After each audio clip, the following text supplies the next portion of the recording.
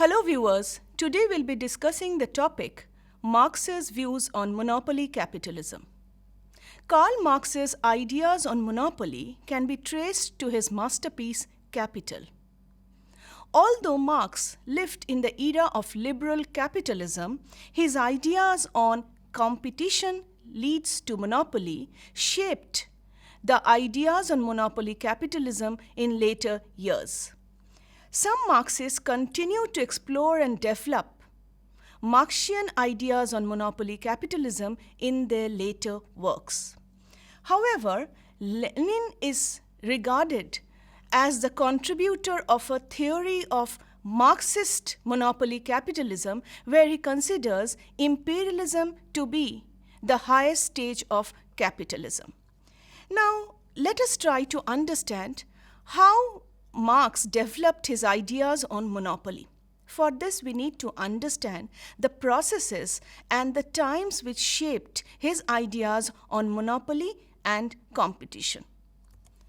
Now, to understand monopoly capitalism, we should first understand development processes as well as the changing trends during the 18th and the 19th century. Marx believed that no matter which social form, before all the productive forces it can hold out, it will never die. The development process of capitalism occurred for hundreds of years. It has experienced different historical stages, showing different historical characteristics, and each stage can be said to have a major change and adjustment of capitalism in order to alleviate the contradiction between productivity and productive forces as well as productive relations.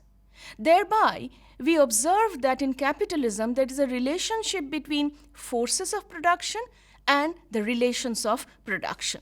Scholars who use Marxist methods combined with the stage development of capitalism to divide the developmental process of capitalism into the following stages. Let us go through the stages through which capitalism developed. First, the Industrial Revolution, which lasted for around 300 years from the 15th century. Secondly, from the 18th century towards the end of the 19th century, the stage of free competition, where we find the peak of free competition to be between 1860s and 1870s. After that, with the advent of the second technological revolution, electricity was widely used, came about the next stage in industrial and technological progress, and we find greater progress had been made in science and technology, leading to newer forms of industrial relations and competition. Now, as Engels observed a couple of decades later, that the rise of the joint stock company or modern corporation heralded the fact that, I quote Engels, "The old boasted freedom of competition has reached the end of the tether and must itself announce its obvious, scandalous bankruptcy." Thus, there can be no doubt that Marx and particularly Engels recognized that a historical turning point has been reached. Nevertheless, they saw the demise of the free competition as marking not a new stage of capitalism, but the advent of socialism. It was not until some years later, in the work of subsequent theorists, that we find the studies of monopoly capitalism acquired a distinctive place.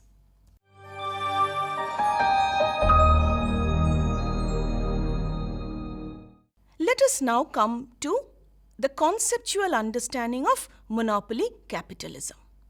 Monopoly capital is the term used in Marxian political economy and by different non-Marxian theorists to designate the new form of capital embodied in giant corporations that, beginning in the last quarter of the 19th century, displaced the small family firm as the dominant economic unit of the system, marking the end of the free competitive stage of capitalism and beginning the stage of monopoly capitalism.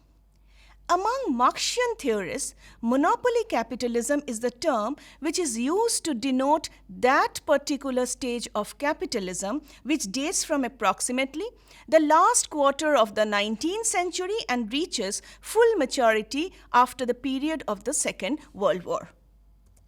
Now, let us try to understand monopoly capital as found in some of Marx's writings.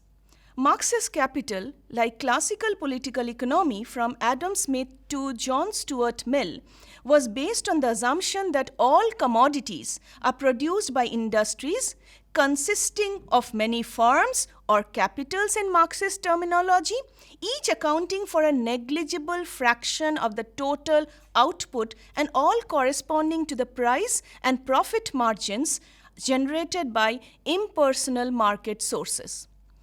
Unlike the classical economists, however, Marx recognized the fact that such an economy was inherently unstable and impermanent. The way to succeed in a competitive market is to cut cost and expand production, a process which requires incessant accumulation of capital in every new technological and organizational forms. In Marx's work, I quote Marx here, "The battle of competition is fought by cheapening of commodities.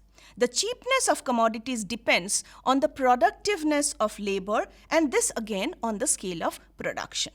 Therefore, the large capitals beat the smaller. Further, the credit system, which begins as the modest helper of accumulation, soon, according to Marx, becomes a new and formidable weapon in competition in the competitive struggle. And finally, it transforms itself into an immense social mechanism for the centralization of capital." Thus, there is no doubt that Marx and Engels believed that capitalism has reached a turning point. In this view, however, the end of the competitive era marked not the beginning of a new stage of capitalism, but to Marx and Engels, there was the harbinger of a new stage, socialism. It was only somewhat later when it became clear that capitalism was far from the last legs that Marx followers recognized that a new stage had actually begun, and they call it capitalism's laws of motion.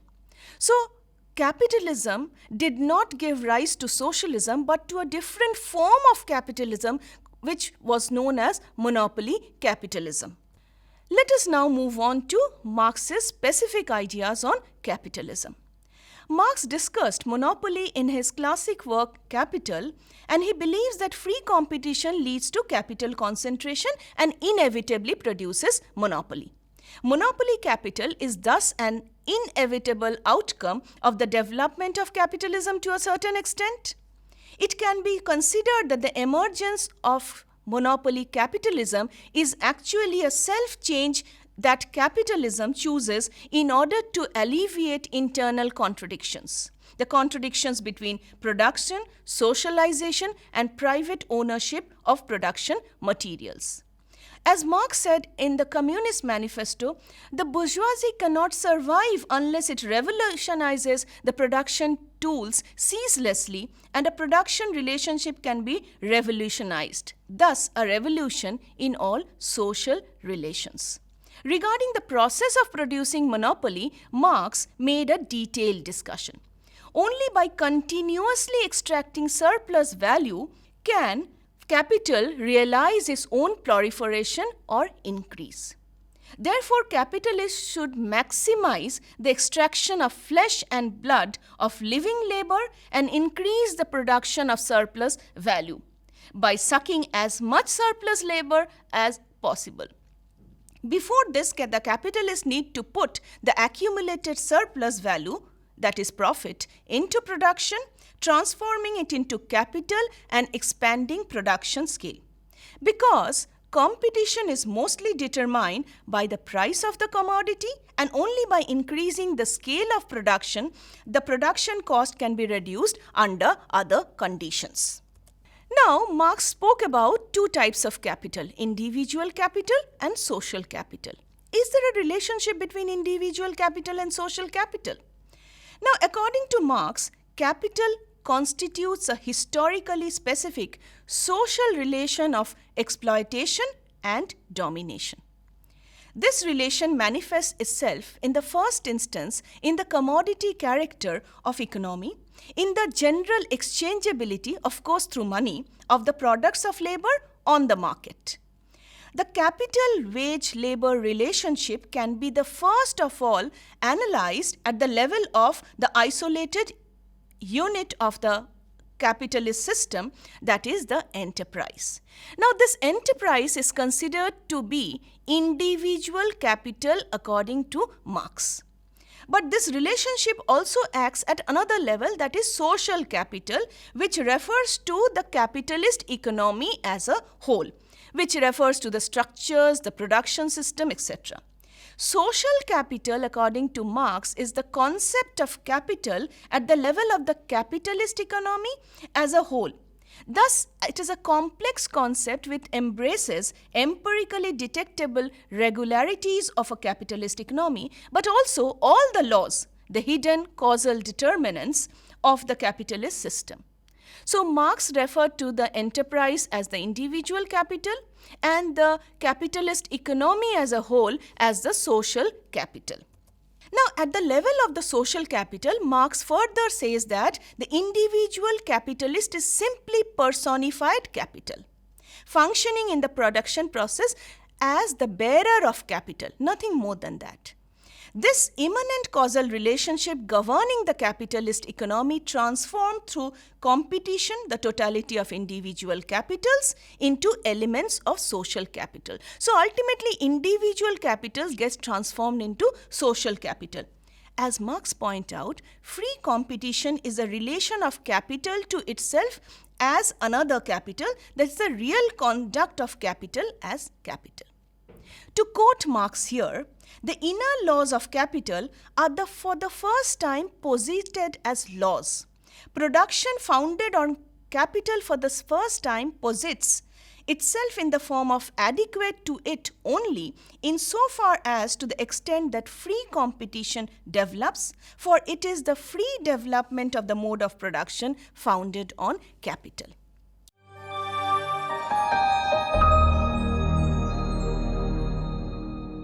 Marx went further to develop a relationship between free competition and capitalism.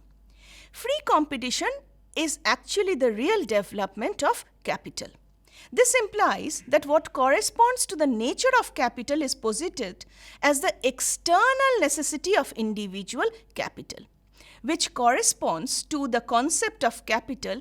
Basically, it refers to the external necessity for the mode of production, and the entire thing is founded on capital.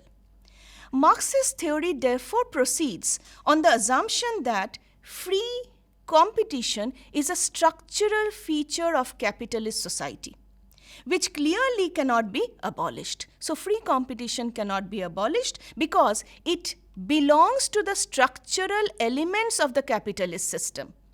As such, irrespective of the forms of appearance as well as the levels of development. Now, the relationship between free competition and capitalism refers to the constant restructuring of capitalist production, which can be associated only with the evolution and not the abolition of free competition. Therefore, we need to understand that this concept of social capital is extremely important in the development of capitalism. Social capital is associated with the predominance and the tendency towards equalization through competition of the general rate of profit, which is the condition that ensures that self-organization of individual capitals into a ruling capitalist class. The various different capitals here are in the position of shareholders in a joint stock company. This is the form in which capital becomes conscious of itself as a social power, in which every capitalist participates in proportion to his share in the total social capital. Now, freedom of capital is extremely important. Freedom of capital is characterized by its concentration and centralization and its capacity to move from one sphere of production to another. This mobility is facilitated by the credit system and necessitated by competition. Because every individual capital seeks employment where it can achieve the highest rate of profit. These are the terms which secure the predominance of the tendency towards equalization of the rate of profit. So here we need to understand that free competition entails equalization and centralization also. Now it is according to this particular theoretical reasoning put forward by Marx that the predominance of capital is the presupposition of free competition. And the free competition shall be regarded as the indispensable element of the capitalist mode of production. Capitalism cannot function without free competition. An individual capital does not compete with other individual capitals. It competes also with itself in its search for a higher profit rate. And in its move towards that, it just abandons less profitable techniques or processes of production or products and favoring only those techniques, processes, products that might raise the profit rate. With the same criteria, it makes use of financial processes, products, as well as raises loans. Coming to the relationship between competition and monopoly, which is the essence of capitalism. Competition is said to be an attribute of the Marxian notion of capital. Monopoly, according to Marx, is not the polar opposite of free competition. It is a form of individual capital which, on account of its peculiar position in the capitalist production process, earns higher than average profit. It is created precisely within the framework of free competition, not outside of and not alongside free competition, but through free competition and as one of the constituent elements of free competition. The positioning of a supposedly antithesis between free competition and monopoly, the central tenets of almost all theories on monopoly capitalism, is based on the arbitrary ideological displacement of it. It evokes an empirically verifiable phenomena. What is that? The tendency towards concentration and centralization of capital and the establishment of very, very large corporations, but gives no sign of being able to comprehend this particular phenomena. Therefore, in this process of free market competition, capital is continuously accumulated, giving rise to capital accumulation. Small enterprises are continuously squeezed out and banned by large enterprises because of small scale, low capital, poor competitiveness. As Marx observes, the intensity of competition is directly proportional to the number of competing capital and inversely proportional to the size of competing capital. This is an interesting observation. The result of competition is that it always collapses the smaller firms, the smaller capitalists. And what happens to their capital? Part of their capital is transferred into the hands of winners and another part disappears. In this way, through rounds of capital concentration, by taking away the capital from the smaller firms, concentrating it on the bigger giant corporations, many small capitals are gradually annexed by a small number of large capitals, while larger enterprises become even larger.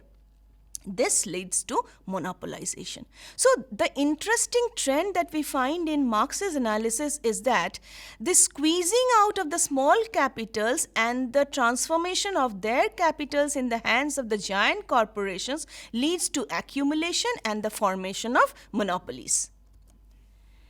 Now, it does not take into account which monopoly pertains to the theoretical capital of individual capital. Free competition, by contrast, relates exclusively to the category of social capital. So here we need to understand that free competition is an attribute of social capital and not necessarily individual capital. Now we need to understand also that social capital is the preeminent condition for the integration of individual capitals into what is conceived of by us as the capitalist system as a whole. The above conclusion concerning the paradigm shift introduced in Marxian economic theory by Hilferding's finance capital, which we have already studied, students, in the different theories on monopoly capitalism, can be further elucidated on the basis of Marx's monopoly theory in volume 3 of his masterpiece, Capital. This theory is explicitly formulated by Marx contrary to the beliefs that monopolies can only be studied in the framework of the latest phase of capitalism, which was supposedly formed only after Karl Marx's death. Whatever we have studied till now can be summarized in two important points. One, the fact that there is a tendency towards equalization of the rate of profit that causes individual capitals to constitute themselves as social capital does not mean that at any given point of time, the rate of profit of different individual capitals will automatically be equal. Number two, a monopoly, according to Marx, is that as an individual capital who systematically earns as an above average, and his rate of profit should not constitute as becoming a monopoly. So please note that monopoly, according to Marx, was defined as an individual capital which systematically earns an above average, that's profit, and the rate of profit is not a part of the monopolization of the market. Now let us come to two other terms used in Marxian writings, natural and artificial monopolies. Natural monopolies arise from monopolistic possession of the elements of production in their natural form, which leads to increased productivity and profit. Artificial monopolies also establishes their monopoly status on the basis of the conditions of labor productivity higher than the social average within a particular branch of production. Now, to further understand what is the relationship between natural and artificial monopolies in this entire system of monopoly capitalism, in order to do that, we need to first understand that in this case of natural and artificial monopolies, the higher than average productivity derives not from monopolization of a natural resource, but from the technological superiority of the specific individual capital in relation to the average conditions in its own specialized branch of production. This technological superiority is reflected in above average profit rates. It is crucial to note that at this point, according to Marx and contrary to Hilferding, all monopolies must be short-lived. An extra profit always vanishes through competition. The extra profit enjoyed by an artificial monopoly, according to Marx, acting as a coercive law of competition, forces its competitors to adopt new methods of production. Artificial monopoly is thus brought into existence through free competition and abides in the midst of it, although at the same time its monopoly position is under continual threat from competition. The same is true of natural monopoly also. Given that its superiority in productivity, which derives from monopolization of natural resources by a specific individual capital, may very well be forfeited as a result of technological innovations introduced by other competitors. As extra profits function as an incentive to technical innovation and cost reduction for other individual capitals, the tendency towards generalization of most productive technological methods prevail.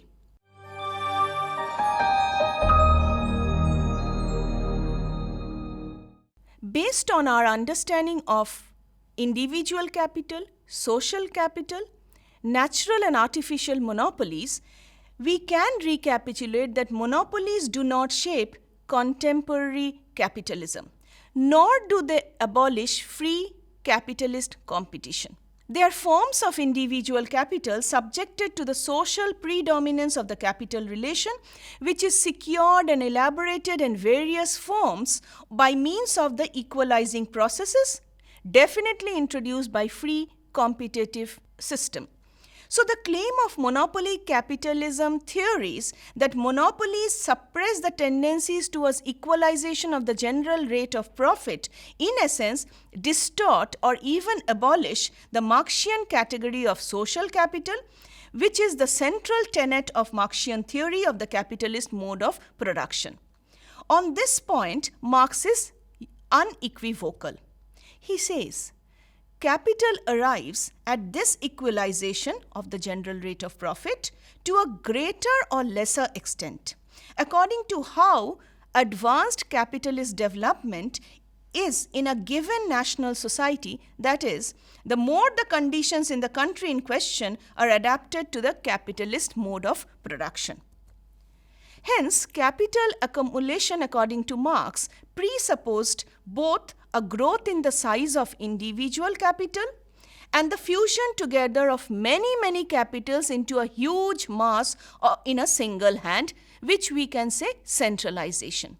Moreover, the credit system, which begins as a humble assistant of accumulation, soon becomes a new and a terrible weapon at the hands of the competition and is finally transformed into an enormous social mechanism for the centralization of capital. According to Marx, the development of capitalist production, it makes it constantly necessary to keep increasing the amount of capital laid down in a given industrial undertaking, and competition makes the immanent laws of capitalist production to be felt by each individual capitalist as external coercive laws. It compels him to keep constantly extending his capital in order to preserve it, but extend it he cannot except by means of progressive accumulation. So the credit system helps in the progressive accumulation of capital. Now, what happens as a result of accumulation? With accumulation, more and more capital is invested in the means of production and relatively less in labor power. This relative decline of labor power, being the sole source of surplus value, leads to smaller profit rate measured by the total cost of capital. But production must be profitable. Capital is set in motion to yield a greater capital, thus the surplus value must be raised to neutralize the profit decline. It can be raised by increasing the exploitation of labor and by an absolute increase in the labor force despite its relative decline in the total mass of capital. In order to even maintain a given rate of capital accumulation, the production apparatus must be developed in such a manner that more and more of the total social labor serves to lead to accumulation. To make possible the relatively stable rate of accumulation that capitalism knows, the productivity of labor must be continuously raised to yield the additional capital necessary for expansion. The concentration process is the result of this continuous effort to raise the surplus value. So, firms which earn lesser profits are ultimately driven out of this entire system of free competition, resulting in monopolization of the capitalist resources. Rather, monopolistic profits should make possible an increased economic activity and monopolistic expansion. The disappearance of small businesses cannot be given as a reason for monopolistic stagnation, for it is obvious that monopolies flourish because of the stagnation of the smaller ones.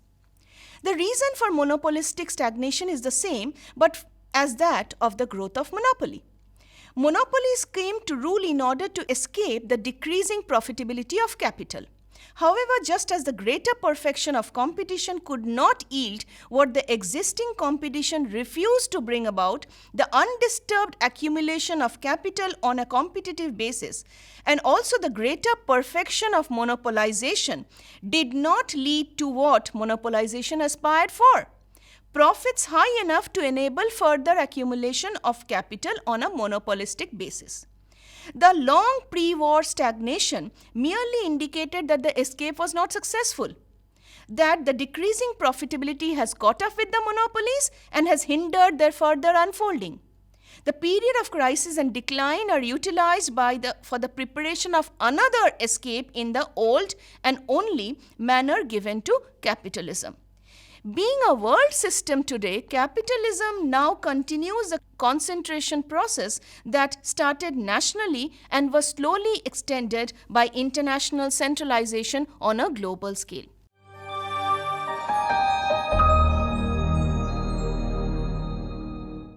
Although Marx's research on monopoly capitalism is limited by the era in which he lived, he has clearly realized that monopoly is a result of the capitalist mode of production.